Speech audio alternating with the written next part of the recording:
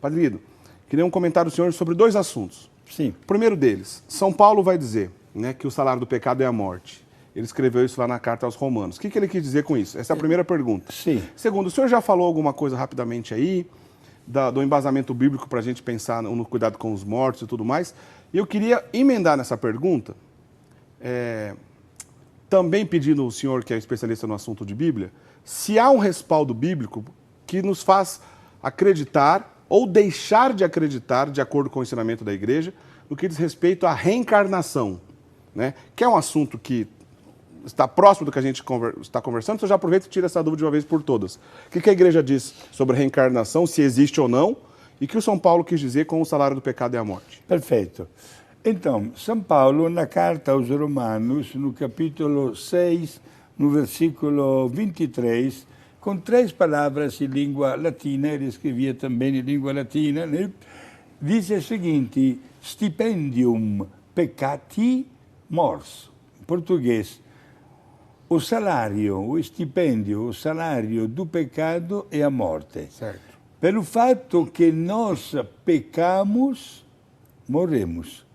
Deus não criou a morte. A morte entrou no mundo devido ao pecado. Daqui a pouco falaremos melhor qual é a motivação pela qual esta palavra da hora da morte foi encaixada na oração da Ave Maria. Ah, é verdade. Você vai explicar já para a gente. Vou explicar isso muito bem. Portanto, gente, pelo fato que existe o pecado, nós morremos.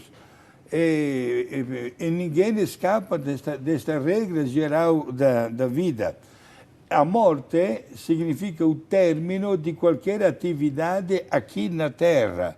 A Igreja nunca aceitou e nunca aceitará uma teoria diferente desta verdade de fé. Certo. Por exemplo, a reencarnação, defendida pelo grupo espírita, por exemplo, ou se nós quiséssemos viajar neste instante de uma maneira virtual no Oriente, pelos hinduístas ou pelos budistas, que têm um caminho mais ou menos parecido. O que eles dizem, como os espíritas? Na hora da minha morte, a minha alma, com os seus defeitos, com a sua fraqueza, com os seus limites, passa para o corpo de um bebê que está nascendo neste instante, até se purificar, como também aconteceu quando cada um de nós nasceu, carregou dentro de si os pecados, a fraqueza de água. Gente, tenhamos um grande respeito, mas não é este o ensinamento de Deus, nem do magistério da Igreja. E onde é que encontramos agora o respaldo bíblico? Todos têm a Bíblia em casa.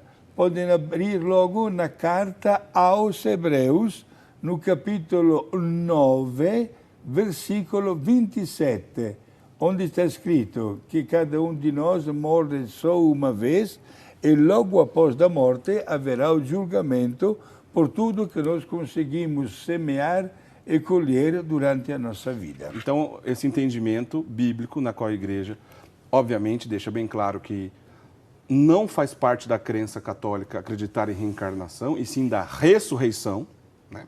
Que é bem diferente. Quer dizer que um dia viveremos na glória eterna, né?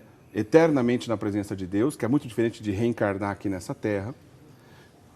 Hebreus capítulo 9... versículo 27. Hebreus 9, 27, lá está o entendimento e o ensinamento bíblico para isso. Perfeito, né? Que é um ponto dogmático, que não é um ponto de vista ou um utópico, mas dogmático, verdade de fé revelada na Sagrada Escritura.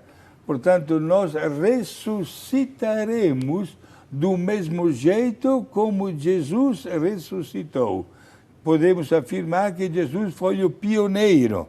Como aconteceu com ele, ressuscitaremos nós também para uma vida eterna, onde, na pátria do céu, como nós sacerdotes rezamos na hora da Santa Missa, ninguém mais vai sofrer, ninguém mais vai chorar, ninguém mais vai ficar triste.